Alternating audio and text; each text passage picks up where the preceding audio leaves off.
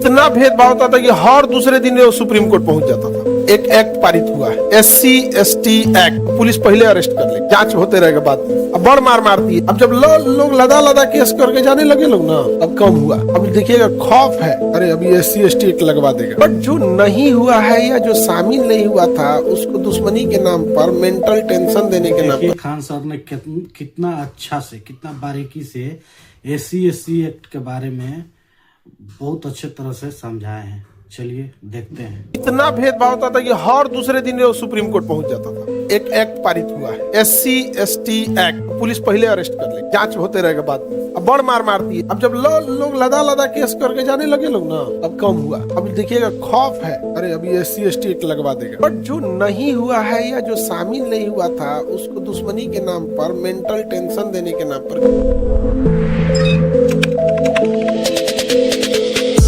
आगे बढ़ते। देखो, जन्म स्थान के साथ भेदभाव नहीं होना चाहिए। अगर होगा तो इसकी रक्षा कौन करेगा? Supreme court. इन सब में सबसे ज्यादा सता दिया गया जाति को, और खास करके SC और ST को, इन्हें बहुत सता दिया गया। और इसके बाद सता दिया गया लिंग के आधार पर फीमेल को। इसको सता दिया, फीमेल मारपीट देते थे सब, फीमेल को जला के मार देता था दहेज। 2-4 को तो इधर पैक करना चालू किए से ड्रामा में ना, तो तंजा कम हुआ है, सब डेराई ले जो यहाँ। अब इन दोनों से सुप्रीम कोर्ट इतना परेशान था, इनके साथ इतना भेदभाव होता था, इतना भेदभाव होता था कि हर दूसरे दिन वो सुप्रीम कोर्ट पहुंच जाता था। हर दूसरे दिन सुप्रीम कोर्ट कहा कि अरे हम लोग और कोई मामला देखिए नहीं पा रहे हैं, और इन्हें समस्या है तब तो आ रहे हैं बेचारे। शौक से तो कोई हाईकोर्ट सुप्रीम कोर्ट आएगा नहीं।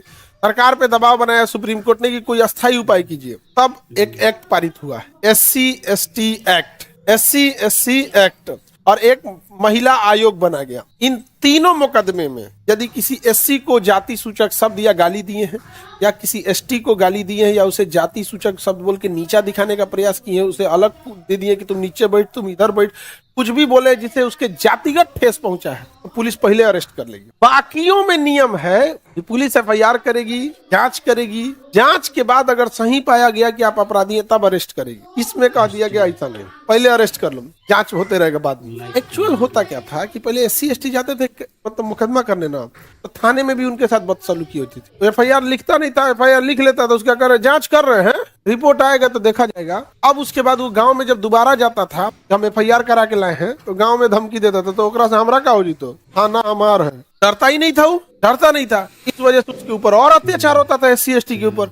जब ये रिपोर्ट ऊपर तक पहुंची तो रूल बना दिया गया कि आपको SC/ST एक्ट लिखना पड़ेगा। अगर FIR लिख दिए तो बड़का होशियार आदमी वो टांग ले जाएगा, फिर उस पे टांग ले जाएगा। और अगर नहीं टांगा तो हर जिला में बैठता है SC/ST वेलफेयर और SC/ST आयोग, वहां जाके कंप्लेन करेगा, सीधे SP को बुलाएगा, इधर आओ, तो SP को बुला के डांट देगा। जब SP को डांटा जाएगा ना, SP सर बाहर निकल के दरोगा को ऐस गरियाएगा ना, ऐस गरियाएगा। अब वो दरोगा तो कुछ बोल नहीं सकता है, सर एकदम सर आज ही अरेस्ट करते हैं, सर आज ही अरेस्ट कर, सर कौन रखेगा, तो गाड़ी निकालेगा, उठा के लेके यहाँ पे। इसलिए देखते हो कभी पुलिस आती है, दन दे पकड़ती है, उठा के लेके चल यहाँ पे पैक कर देगी यहाँ पे।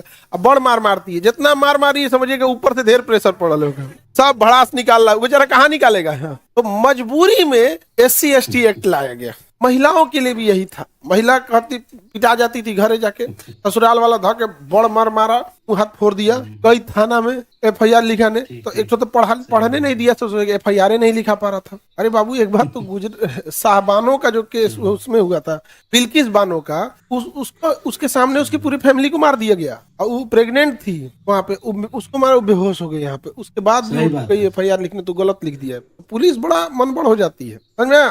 पुलिस क्या हो जाती है, मन बड़ हो जाए। तो महिलाएं भी गई, तो एक तो पुलिस FIR नहीं लिखते थे सब, तो कहते थे ठीक है जांच करेंगे, ये करेंगे। पुलिस उतना जांच नहीं कर। बाद में महिलाओं के लिए भी एक्ट लग गया, और जब एक्ट आया तो अब महिला चल जाएगी, कंप्लेन कर देगी तो लदा के चल जाएंगे लदा के, समझ में आ गया कि नहीं? अरे एक बार तो अरविंद केजरीवाल के जो वो थे, जेल गए थे ना, तो कोई महिला ने कंप्लेन कर दिया था उन्हीं की पार्टी की, हमको ये मतलब अगर मान के चलिए उसका इतना पावर है ना कि जबरदस्ती अगर घर में घुस रही आप रोक दीजिएगा इसे तो कह देगी हमको, उसको एकदम पावर है भाई। समझ में आ गया कि नहीं आ गया? बहुत ज्यादा वो रहता है यहाँ पे, एक से एक मन बढ़ो रहते हैं सर, इसलिए हम लोग तो चारों ओर कैमरा लगे रहते हैं। समझ में आ गया कि नहीं आ गया? कोनो ठीक है कोनो का ना, विद्यार्थी सब के लिए नहीं, जो बाकी असामाजिक तत्व है विद्यार्थी सब में तो कभी कोई विद्यार्थी कश्मीर से कन्याकुमारी तक कहीं पे भी विद्यार्थी कभी विद्यालय और शिक्षक के प्रति एंटी नहीं रहा, वो व्यवस्था के प्रति रहा है। और मान के चलिए विद्यालय में व्यवस्था उसके खिलाफ, तो हमेशा से उसे अपना परिवार समझा। और शिक्षक भी कभी किसी विद्यार्थी को अनायास नहीं बोलते हैं, आप नहीं पढ़िएगा बदमाशी करेगा तब गुस्सा लगता है, अदरवाइज में हम लोग तो आपको कभी बोले ही ना, वो अलग।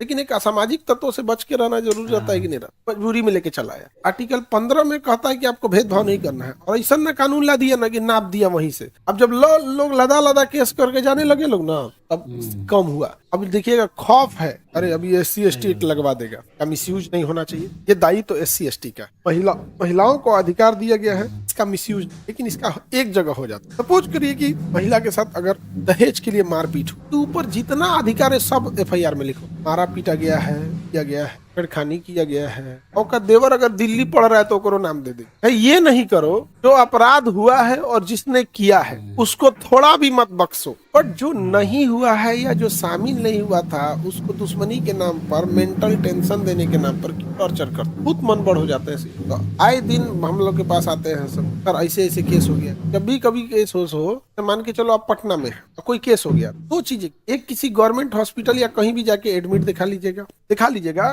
कि भैया हमको पेट दर्द कर रहा है, पर आंखें से नहीं दिख रहा है कुछ, आप कौन है, कुछ करके दिखा देना, दिखिए नहीं रहा है आप कौन है, कुछ भी करके, ताकि आपके पास एक प्रूफ रहे। या फिर एक ऐसे एरिया में चले जाइएगा जहां आपका फुटेज आपको मिल सके। जैसे आप कैंपस में आ जाइए, किस टाइम पे किस जगह पे थे आप नोट कर लीजिए, इस जगह पे थे, इसी कैमरा में थे, दे देंगे तो बच जाएंगे। आप नाम काट देगा बिना मतलब दौड़ाते हैं, तो इसका मिसयूज ना हो, नाम हट जाए। हम लोग तो बहुतों को हटाए, लेकिन ज्यादातर क्या करता है, सर 1 महीना पहले FIR हुआ था तो अब क्या करें हम, अजब पागल है। 1 महीना पहले एक्सीडेंट हुआ रहेगा, डॉक्टर के पास जाएगा ना, तब तक वो निपट चुका रहेगा, तेरा ही हो रही सब खत्म हो चुका रहेगा। तो जब FIR हुआ है तो 1 महीना बाद काहे आ रहा है, क्या समझ रहा है? हमको ज्यादा लेट हो जाएगा तो कहाँ जाना पड़ेगा, वकील के पास, ताकि 15 समझ में आ रहा है। मजबूरी में क्या देना पड़ा, इनके साथ भेदभाव होने लगा तब, और महिलाओं के साथ होने लगा तब। जन्म के आधार पर तब भेदभाव बहुत ज्यादा नहीं होता है, और ये चुनावी मुद्दे को लेकर हो जाता, चुनावी मुद्दे को लेकर हो जाता है। और जन्म के आधार पर भेदभाव, बाबू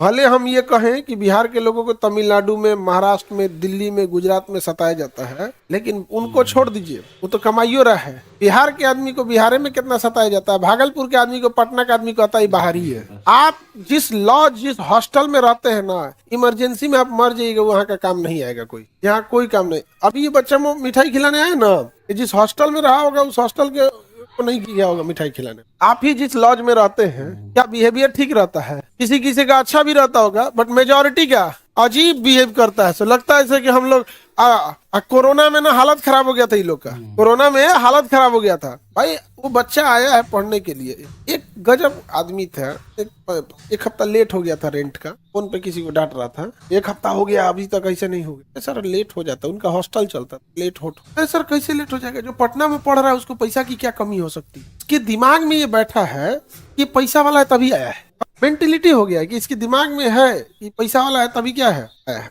ये होती है जन्म के आधार पर भेद। जब तक गरीबी रहेगी तो जो भेदभाव कर वो खत्म नहीं हो, नहीं समझ गया है? अभी देखियो AC डिब्बा में मार होते और जनरल डिब्बा में धकलते, अबे अबे फेंक देम बाहरवा, हमें हाथ मोड़ते हैं तनी और घसक बात नहीं, पलथी मार के बैठबो तू तो झोला के कर हो, धर तो झोला बिक दे, मैं बाहरी जानत नहीं खाबे हमरा के। गरीबी बहुत खराब चीज होती है, गरीबी इतनी खराब चीज होती है कि कॉन्फिडेंस, एजुकेशन, डिसिप्लिन सब छीन लेती है, से सब छीन लेती है, बहुत खराब चीज होती है। और इसको दूर करना बड़ा, ओके बुझे भी नहीं करता है कि उसको गरीबी दूर करना है, ओके लगता है शिक्षा लेना है। अरे आर्टिकल 15 समझ में आ गया? क्या किसी के साथ भेदभाव होगा? और यह अनुच्छेद केवल हिंदुस्तानियों को है, विदेशियों को यह नहीं दिया गया है। नहीं तो विदेशी कहेगा कि हम भी जन्म स्थान के आधार पर हमसे ही भेदभाव नहीं कीजिए, लेकिन उनके साथ होता है। आप नालंदा जाइएगा खंडहर देखने, आपका रुपया लगेगा 30 रुपया, 500 का लगेगा 450 रुपया, 500 से कितना लगेगा 450, वही टिकट वो आपको कितना में देगा और उनको कितना में देगा 450। किस आधार पर भेदभाव? ताजमहल देखने जाइएगा, आपका लगेगा कम, उसका लगेगा ज्यादा। हम आगरा के पास से 8-10 बार गुजरे हैं ताजमहल के पास से, लेकिन आज लेकर वो देखने ना गए, टाइम ही नहीं मिला। अब कई बार गए, लेकिन हम सोचते हैं कि कभी ऐतिहासिक चीजें देख के रहेगा, कभी तो आदमी जो देखा रहता है उसको पढ़ाया रहता है, तो नहीं मिला। अब असल में शाहजहां भी अपने लिए वो ताजमहल बनवा रहा, काला महल बनवा रहा, काला महल बन चलिए कि बनी है, काला महल बनवा रहा था। तो काला महल बनने से पहले ही शाहजहां का धन संपत्ति सब खत्म हो गया। तो धर्म, जाति, वंश, लिंग, जन्म स्थान, इस सब पे भेदभाव नहीं होना। जाति, धर्म, लिंग, जन्म स्थान, वंश, इस सब के आधार पर भेदभाव होगा, हुआ तो कौन नाप देगा?